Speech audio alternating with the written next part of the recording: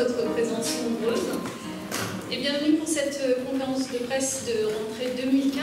C'est une rentrée importante, c'est la troisième de la refondation de l'école. C'est la rentrée de la consolidation de tout ce que nous avons lancé et je pense en particulier en vous disant cela aux nouveaux moyens dont nous avons décidé de doter l'école. J'y reviendrai dans un instant pour lui permettre de mieux fonctionner. C'est une rentrée que je placerai sous trois auspices: l'exigence renforcée, la justice et les valeurs de la République. Une école plus exigeante, c'est aussi une école qui utilise tous les leviers qui sont à sa disposition pour mieux faire apprendre et pour diversifier l'accompagnement des élèves.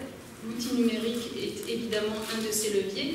Cette année, 2015-2016, va être une année charnière dans la mise en œuvre de ce plan, puisque nous allons commencer à en voir le déploiement opérationnel. Je rappelle que les objectifs de ce plan numérique, c'est de permettre à chaque élève d'acquérir et de développer sa culture et sa compétence numérique pour être un citoyen autonome en la matière, mais c'est aussi d'améliorer et de rendre plus équitable le système éducatif français grâce à l'utilisation du numérique.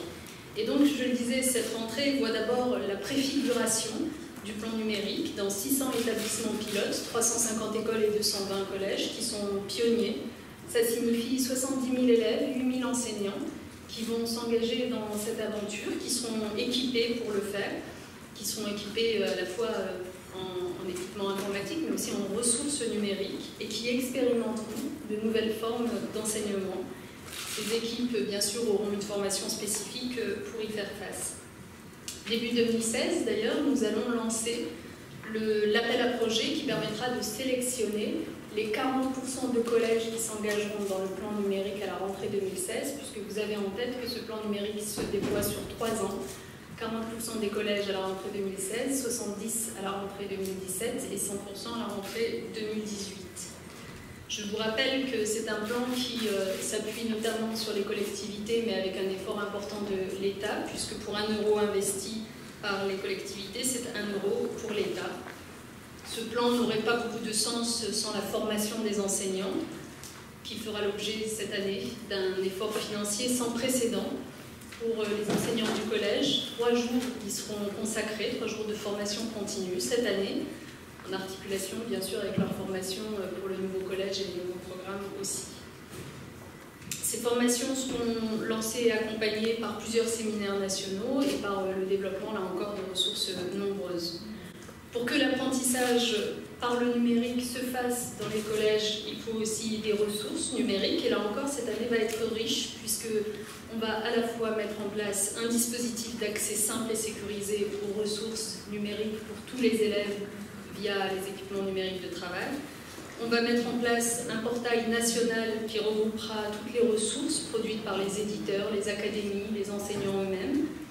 Une série d'appels d'offres vont être lancés d'ici quelques mois à l'automne pour créer des bases, des banques de ressources disciplinaires qui viendront compléter les manuels scolaires.